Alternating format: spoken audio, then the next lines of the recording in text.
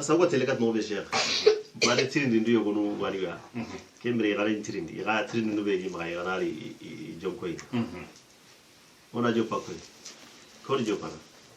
Ilias wa jo para ne alors Ilias anche un objectif mais anu mulana nyandenia métier ouais métier peu importe himbe galinga ndanga mulana nyi plus tard hein joueur joueur quel genre de joueur football anu mulana footballeur ne akene mulina nya footballeur ne ina nya ballon tampana mashallah kesire minni kana ken minni kesire nya arna ken non dana arna ken non ona sara su de ko anche mulana yalli hindana ami masul men wat sa ni defindana iyo ya gato ngono ya la lenga mo kaga go kesire maria manka almana ko fez mashallah ko fez kesire musa ante tanga yana ki amma sima kinke mo ko sima honta linga ndanga iyo awarni tsa inshallah ala shaki na mani mulla anna mulla hoy wanya Sébia. Qu'est-ce que et cher meninga qui est trindini parce que qui a le manque mosi ou africain rien tawa Sénégal son kombe parce que Sri Lanka na break di objectif ngatanga anga mulana nyaki banga makentu Kenya siko ga retard no kuntetu okunya na go was sanku soke ngala Sri Lanka anti taga telet no anga sanku bunne no gonde break no anti tanga nyana kebe me gelolo mun ku puchino kana igana ketu igamuli nya hebe breke de ora wa moyenu muruni dema siri parce que himbe gali haramare menda agana kende arawa hi na hora gebe de kina misirenga na aga hodi kebe gan talingara aranta na hora gebe de aranta na hora gebe pare khanga golle be mula golle be na han ko rengela kadume misirela na keke tananga anga hibe de bernanga mulla galinga nyokinda le kinga na tu gele na buci na ogi sarano no oni dema karamo ondo éducateur no oni dema ona idema tu moyen soit igata la RSI no mobe ga kengita mais serega nani ante tanga nyana kebe sia anke jampu ata alla daga namba kinyi me kitante tanga nyana hibe c'est vrai que tu vas nous quoi nyani dema mais c'est pas assez kema aussi poki sarano kai melo ni dema pour ga kinki lega no ni da mobe gata la avance ni ga daga na halle nar imotonu dema akhirina sai ga timotonu so trindi de hilande katinga trindi de kinara am model ni koy an mulla ko na model papa mashallah hara kara wati misreta na pour comme de ho ga hibe me khalle nan na kenya ko masal joueur nu ko anki nga kunya ko kenga bu sira ge papa ko sebo ay me kibe ga ho ha galen se ga anyi mena ko sala danka mama mashallah ayo maria an mulla am model ni koy model chima model kam ga fina anta mulla funtam halayo misaka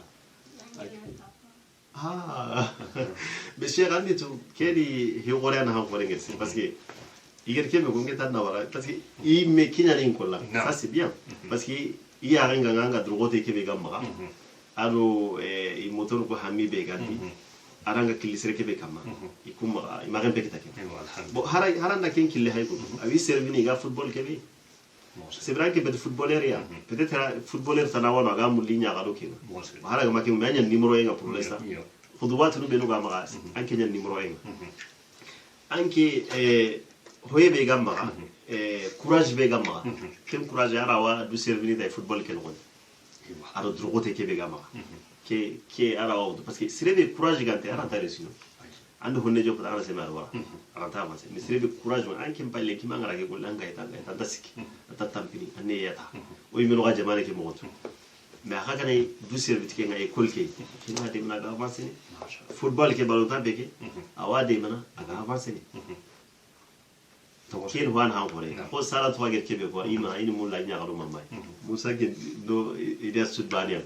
donc ken kan ha hore siri aya gani mai ken qawa a servir surta hay mesilin de ke be sa renga to no ken awaso no sorondenga a to no ya gara ungen ke be mashallah hotana ken sire nya mo sire donc kero o le mun manka kudwa no ha sire exemplarité anani modèle na nya nga mbula na keri ke wahar mare bende bana mo siri anga resini dina no anga resini bre no كان الله قال كنا قرآن وقال لقد كان لكم في رسول الله أسوة حسنة نعم فارني يا غامي غورين يا ودوغا يا غني وغا سوي بس وغا سوي أول حالان سكوندين وغا كتيرنا أفانسي إن شاء الله نا سجيره هوني نا ديامين كني يا إيمنو الحمد لله ini tirindinduga besuma Allah shego onya galbu ko kesa mi laga mi ko kundu ko ali na sabo war hakre ni sa inshallah Allah ya Allah ko na fa ko ni ko mi luga ko ni amin na ko kenchu amin ma sha Allah mo ilasi bo tiam pa le cher lem no ko ga krinin do ko na ka wondan kane ina magaju ya haya ne jago gille ko makinia Allah hari fo de pukin ka inshallah yo ko misala ina anu suna fa ko inshallah Ilyas malkin nan nan ma tanto malle mani waso khanu namma kata saranunga lemnu khibari aywa Ilyas anda kitirinde sirejan bose wali wasu khanne begi maga saron parce que hike so saron ko cheikh parce que lemne ñime contonté ñali amatim الأصل في الإنسان النقائص هذا مرة مي على سيرني il est pas parfait amatimé il est imparfait atimante heti mais pour ananya meilleur ngana siro masarano ko na de make donc o sarano awago I kontonto nyal kata oni dema na minna hana conseil hana ni mina sarana na le mende mana akle soro ana conseil siro kina ga intelligence sa okay aga gorondi aklen kara tarbiya akhliya ken kawano ona I hakul gorondi ni dema bu kenya hanya na sababa la pension iga ketina nyaga da galle ki imenu gona problème imenu la hakilla muru ya solution muru iga bakam go imenu la nyana autonome ken la germo sarano na nyida ya gami go ko Ilyas ke bapani model sarano nyalle meda ya gami mais sarana anni mena drogoto anna hisu nya de galle munya gondi alle munya go ina mangeri anga hide ber himbe gini batran bi hibe ga hi normal de igananger kengata awa zueni kama bawo igananger gara ko ngesa sa awa hotor nya parce que kumba ya gana danya parce que kuntina papa ime maka ho etike harbane he makabe honte mama ime maka honta ke donc saran na droti ni ile mundanga model no ina conseil suru ke ni hakuru nchoro ina nyile ni de mi jukunu gasuru no mo be sort kenya ngeti anna nyi mekina lemmenga anna nyi mekina anna nyi me hakla suru kini anna khanu yake kakini anna ngi experience be anger kita dre no anna ken kakinia na transmet ya ide mana iga gana ra ne iga ko tendi iga bakam ko be ila ga avance ne dina no ku ila ga avance ne idna dum dire no ku kai wala kembay Ilyas tinde ke jadu ga joyno aywa awoga ke jam ngam ngum me conseil me la maka kaka sara no ngalle mu barendi yo su ngam ngum me ewa sara aka man kini nan maka ka ko malle tanto malle mani waso khanu namma kata lemnunga sarano khibaranji waso khande bigi maka lemnunga ina sarano ni teringa il faut les écouter il faut écouter bien les parents qali parano ko khani teringa ga conseil be bina parce que na tantan chara nan teringa ma tanganya anga serebe teringa an copine nya teringa ba man copain nya teringa ba annan sara nan teringa ga conseil be kinna aga ngalla hiyo parce que on a to dina ke sara beti no wajibi nya on est obligé on a sara no ko woni betu on est teringa c'est obligatoire en islam ken wajibi nya donc on est teringa écoute que c'est important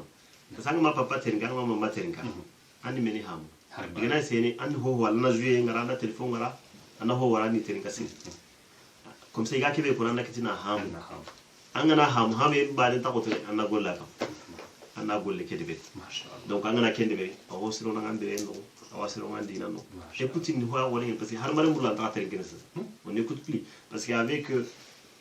ke hibe suga no tele ngano hoy na ora ta concentrer na écoute na teringa teringa ne gese sumanka anyana mina parce que Allah me qur'an no ngata no teringa at qur'an gana khare on teringa on turul liq sanga matin kala tahab sahabanu jin samina wa atana o ko eski samina ki me motoy eski wa samina ki no kungal lenki o wa trinken no saranu trinkana ona tuanu trinkan de be fami gara na do me afira do golle gara na do donc adu gadi lemun ona nya gado saranu ma iga al halafre be de berni ona ya gadi ya oni conseil no trinkan adu gana ho de berni oni consulter anan sarana consulter maga mulli mo ngarno hindi anga de berni tandui il faut consulter les parents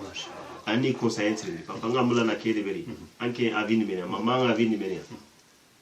ngamula na kede beri ina conseiller sere kinanga maga kede beri kia de beri asreni kemanya anam mo tuke nanga mo gamba ne ganaro solution ga tamba en tampiner parce que la peine que ima du de matisere ho ti me bane aussi alors que ho me bane solution ke ma aussi ala gane har la personne a solution ke sirengeni mais ani xawana conseil tanam yo gorani ho kinne himbe agole ga siro rama donc kun conseil filia romi amaga gi lo wala daga gati ma sha Allah ewa mare musbati alamu conseil be ga kagas lemunga kak sarno kabarinji yo so guteri kan do insha Allah aw Maryam akan mali question posene donc malle tanto malle mani wasuqalne namara kata gidanwa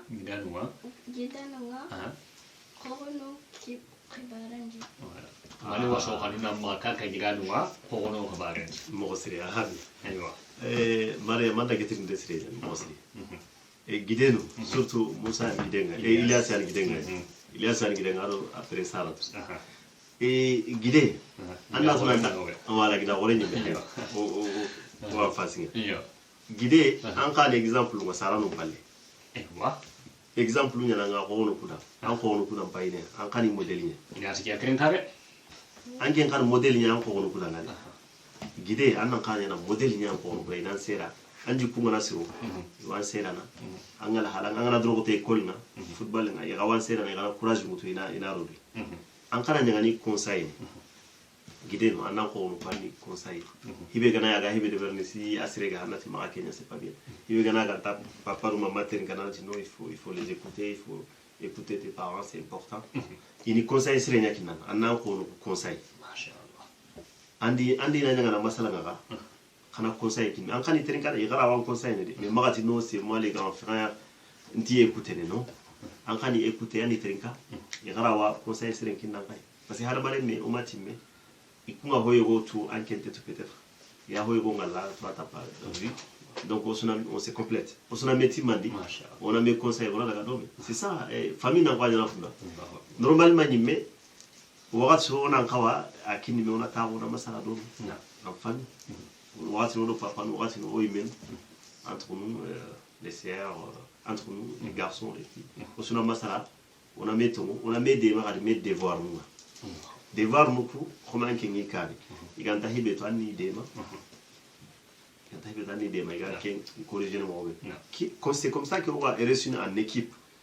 on réussir punda collectivement tuna tananti nanya individualiste nya mbani ta aussi non pas ta woni mara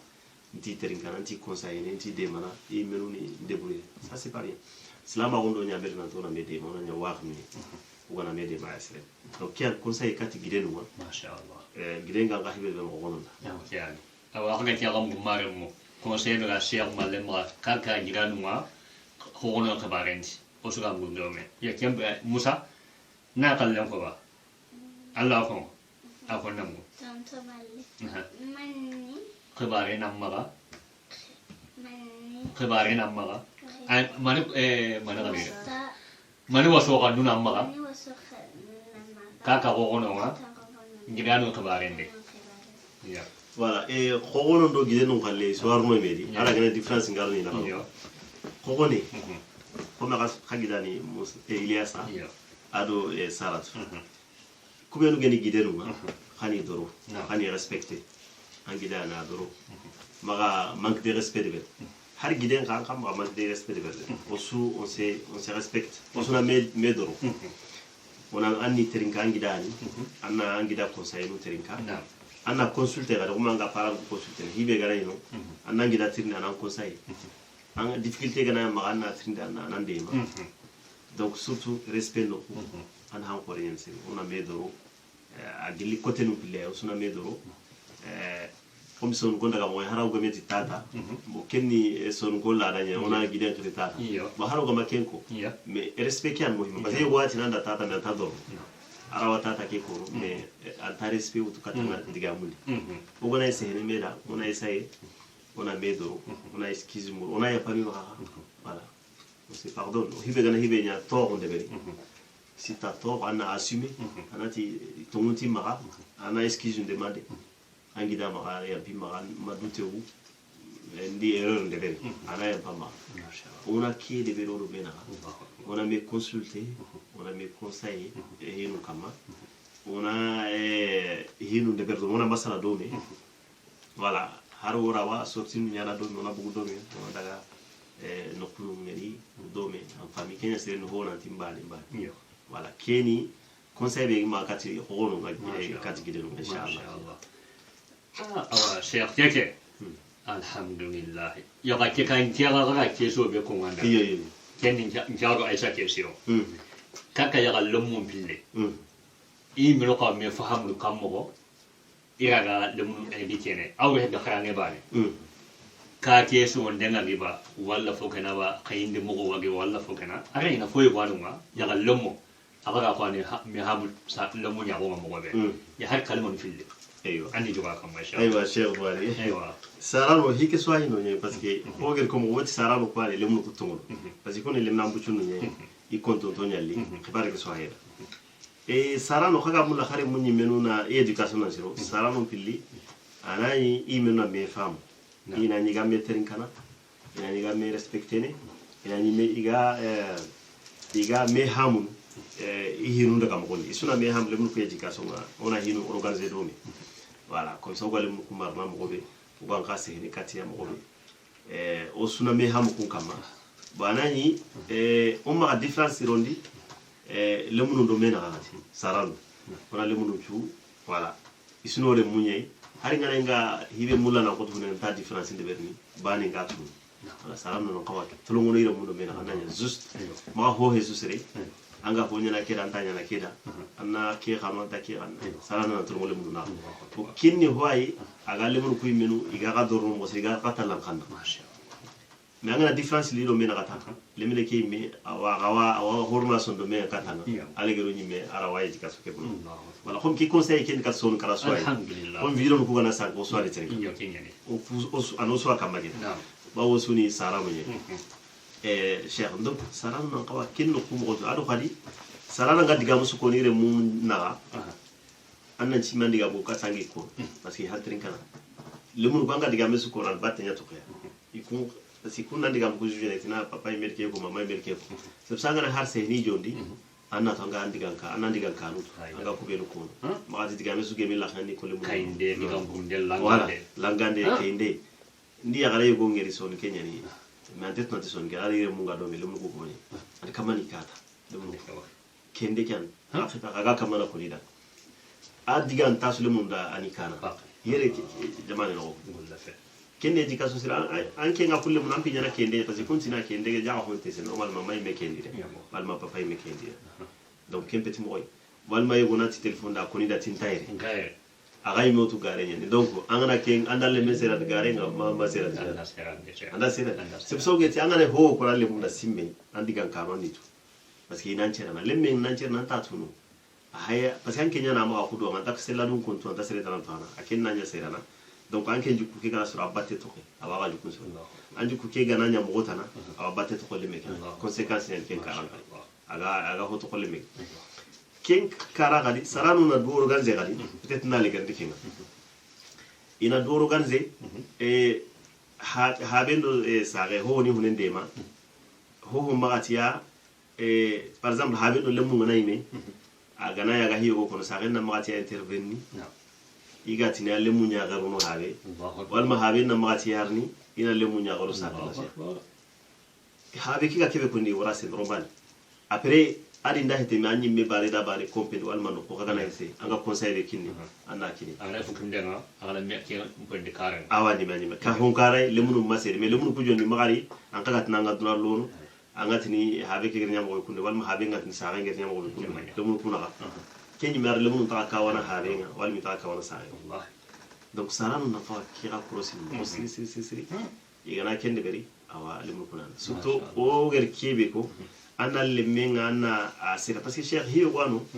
éducation no ko ngageri duna sulle samale lenki kembe to africain bani son ko bani kendo duna so kendo o yimenu nya étranger o yimenu honno o yimenu yonkino anyi menya étranger anyi meno parce que on to dutu harmare men kagene pouvoir bega harmare men alla gel kini agi benya mais o modutu kenya na mina parce que o ga éducation be kinore mu ngali tiken harmare men ni dutu ngana butu wati be ngadu maîtriser ne mo ngadu contrôler ne mo butu tenga na ngana colère ngindu crossing mo ngana suno ngindu germe mo be anna kenjutu ngana nyagali ngadu germe mo be mange éducation ni keso akina anga kesu kono parce que yogo gana colère ki taranta ka contrôle ana yogo ka insulter ana yogo toro ana yogo ketu kinga ko ina tama éducation sire ki taraka contrôle donc ki gana han ko reñen mo siri o gon kawada ken koy cheikh na le gerde inshallah ken do na phase le geringa no surprise be geri ايوه الحمد لله ora